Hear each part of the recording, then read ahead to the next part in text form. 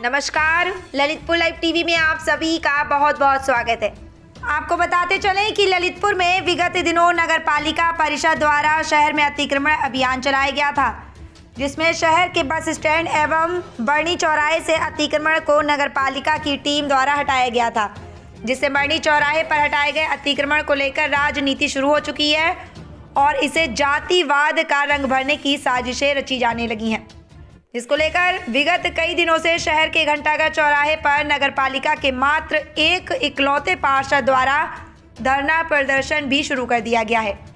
तो वहीं इस प्रकरण को लेकर जैन समाज के पदाधिकारी का कहना है कि श्री वर्णी जैन इंटर कॉलेज के साइकिल स्टैंड पर कुछ दुकानदारों ने वायर की बाड़ी तोड़कर अतिक्रमण कर लिया था और यहां आए दिन अराजक तत्वों का जमावड़ा बना रहता था, जिससे स्कूल में पढ़ने वाले छात्रों को काफ़ी दिक्कतों का सामना करना पड़ता था तथा स्कूली छात्रों की साइकिल स्टैंड से साइकिलें भी चोरी चली जाती थी, जिसको लेकर उन्होंने बाउंड्री वालों की है ना कि दीवार खड़ी की है।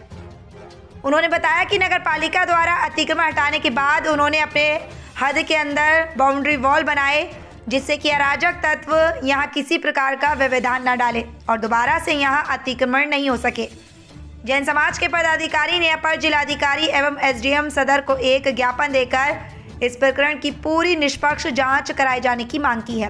साथ ही उन्होंने बरगलाने वाले ऐसे लोगों को चिन्हित कर इन पर कड़ी कार्रवाई की मांग की है, जो लोग अतिक्रमण को लेकर जातिवाद का नाम देते हैं और जातिवाद का बीज बोते हैं। चंद्र नजा एडवोकेट, श्री वर्णी जैन इंटर कॉलेज प्रबंध समिति के हम पूर्व प्रबंधक हैं, पूर्व अध्यक्ष हैं और अभी जो कमेटी हमारी स्टैंडिंग है उसमें हम प्रबंध कार्यकारिणी समिति के सदस्य भी हैं। हमारी ये वर्णी कॉलेज की बाउंड्री वाल स्थापना काल से बनी है। आप देख सकते हैं कि पूरी बाउंड्री वाल की तार फेंसिंग आज भी मौके पर स्थित है। हम आपका ध्यान इस ओर आकर्षित करेंगे कि बाउंड्री वाल नहीं होने से यहाँ के सरिये तोड़ के चोरी का प्रयास किया जाता है। यहाँ दारू की बोतलें पड़ी हैं, अंडे के ठेले लगते हैं और हमारे विद्यालय में महिला शिक्षाकर्मी भी हैं। उनके लिए बड़ी असुविधा होती है जब यहाँ दारू पीने वाले दिन हो या रात हो उधम करते हैं।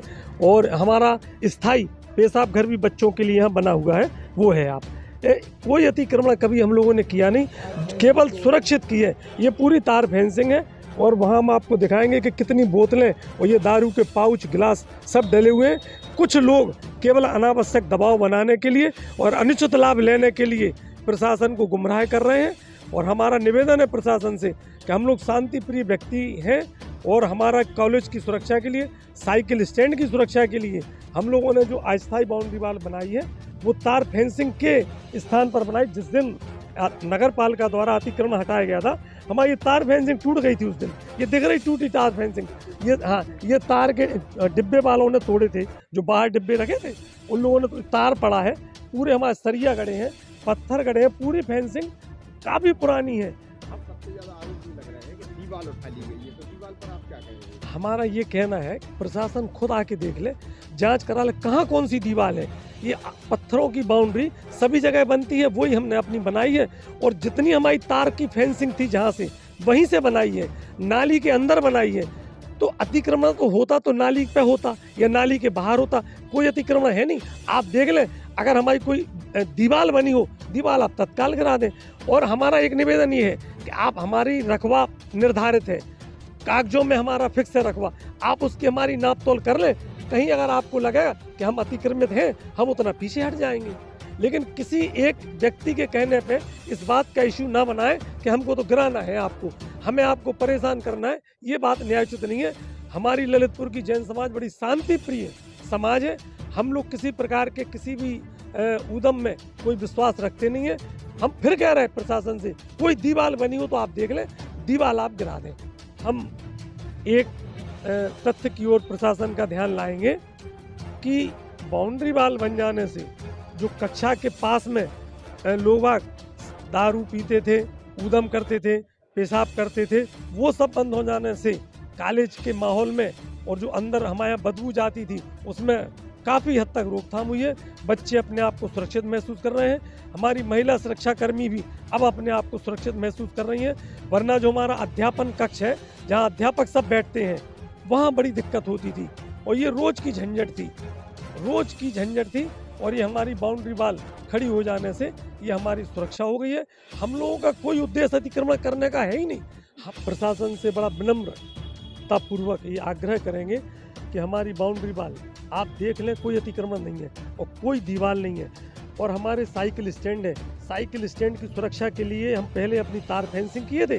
तार फेंसिंग के स्थान पर जब अतिक्रमण हटाया गया तो डिब्बे वालों ने हमारी तार फेंसिंग तोड़ दी और अंदर घुसने का प्रयास कर रहे थे, तो उसको रोकने के लिए हमने ये बनाई।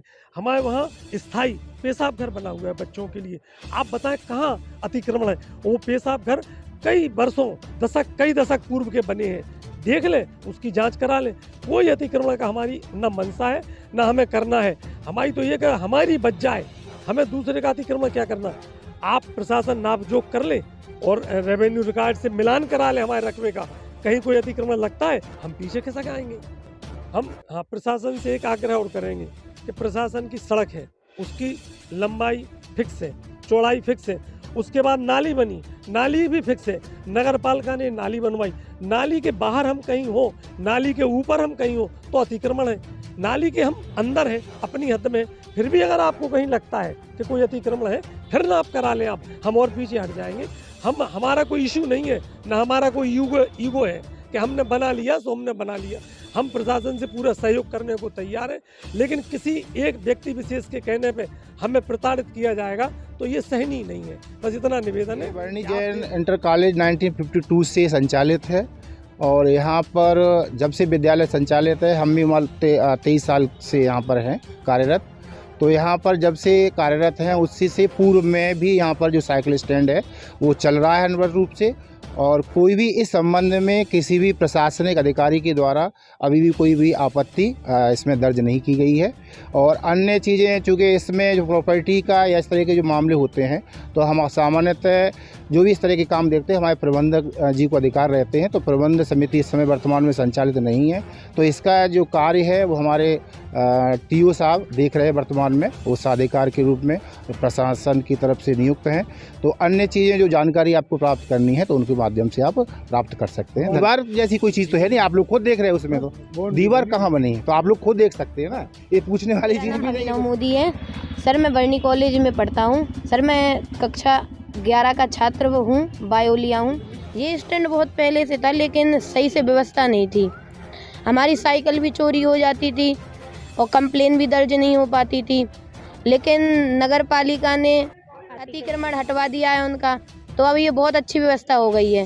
पहले इधर पर सब लोग मतलब गुटखे वगैरह थूकते थे, शराब की बोतलें डली रहती थी, जो कि बच्चों के लिए नहीं होना चाहिए। लेकिन और यहाँ पर बहुत हल्ला भी होता है। जब हम स्कूल पढ़ते हैं ना तब बहुत हल्ला करते हैं ये लोग, ये जितने भी अंडे के थैले आ जाते हैं ये बहुत हल्ला करते हैं, तो पढ़ भी नहीं पाते हैं ठीक से। आपने स्कूल में शिकायत नहीं की? स्कूल में बोलते हैं, दर्ज नहीं होती है शिकायत। अच्छा, अब हट गया है तो कैसा महसूस कर रहे हैं? अब बहुत अच्छा लग रहा है, पढ़ाई में भी मन लगता है। अब मैं यह चाहता हूँ कि जो अभी रात में भी अंडे पेटीज वगैरह के ठेले लगते हैं ये सारे हट जाए, इनसे बहुत ज़्यादा बदबू आती है, ये काम सही नहीं है। इनके लिए अलग से व्यवस्था बनानी चाहिए। नगर पालिका से मैं अनुरोध करता हूँ कि इनके लिए अलग से जगह बनाई जाए, यहाँ ये स्कूल की जगह यहाँ पर नहीं लगानी चाहिए। पिछले 3 कार्यकाल से जैन समाज का महामंत्री और पिछले 9 साल से अभी अध्यक्ष हूँ। 27 वर्ष मुझे समाज सेवा में यहीं ललितपुर जैन समाज की सेवा में हो गए। निरंतर मेरे सारे काम वर्णी कॉलेज समिति के और वर्णी कॉलेज के प्रबंधन उनसे बराबर होता रहा है। ये साइकिल स्टैंड जब से सन 70 वर्ष पहले जब से ये स्कूल चल रहा है तब से यहाँ साइकिल स्टैंड है और यहाँ पर तार की बाउंड्री पूरी बनी हुई थी, मुंडी गड़ी हुई है। ये डिब्बे वालों ने और ऐसे कुत्सित मानसिकता वाले मनमोहन चौबे जैसे लोगों ने अपने स्वार्थ पूर्ति के उद्देश्य से यहाँ पे अनधिकृत डिब्बे वगैरह रख के कब्जा करने की कोशिश की है। उससे पढ़ाई करने वाले बच्चों को, और यहाँ पर सर्व वर्ग के बच्चे पढ़ते हैं, किसी एक वर्ग के बच्चे नहीं पढ़ते, पूरा जनपद सबसे पहला ये इंटर कॉलेज है कि जो ललितपुर जनपद का सबसे पहला इंटर कॉलेज जिसमें बच्चों ने शिक्षा पाई है। सभी समाज के बच्चे यहाँ पढ़ते हैं। उन बच्चों की पढ़ाई में डिस्टर्ब हो रहा था इन डिब्बों, इनकी वजह से हम लोगों के अथक कई बार कहने सुनने सैकड़ों बार प्रयास करने के बाद किसी तरह ये अतिक्रमण हटा अतिक्रमण नहीं था, वहाँ पे बिल्कुल अराजकता का माहौल हो गया था।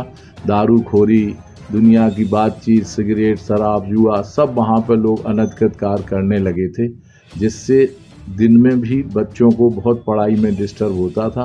अब रोड भी बहुत चलने लगा है तो वाहनों की आवाज़ भी बहुत आने लगी थी। लोगों ने वहाँ पे मूत्र घर बना लिया था, उससे भी बहुत दिक्कत वहाँ पर होने लगी थी। किसी तरह अतिक्रमण हटने के बाद ये चार दीवारी अस्थाई पत्थर हैं, इसको ना वो पत्थरों में भी सीमेंट नहीं लगा है, पत्थर सिर्फ फंसे हैं। इसको दीवार कह के और अनधिकृत कब्जा और इतना शोर मचा रहा एक कुत्सित मानसिकता का व्यक्ति है। इसने ऐसा मंदिरों पे भी, चंडी मंदिर पे भी इसने ऐसा अनैतिक मुकदमा कर रखा है। और इसने अपने इतने निम्न स्तर का व्यक्ति है, इसने रास्ता बंद करके अपना गाड़ी रखने का गैरेज बना लिया, ग्राम सभा का कुआं को अपने मकान के अंदर करके मकान बना लिया।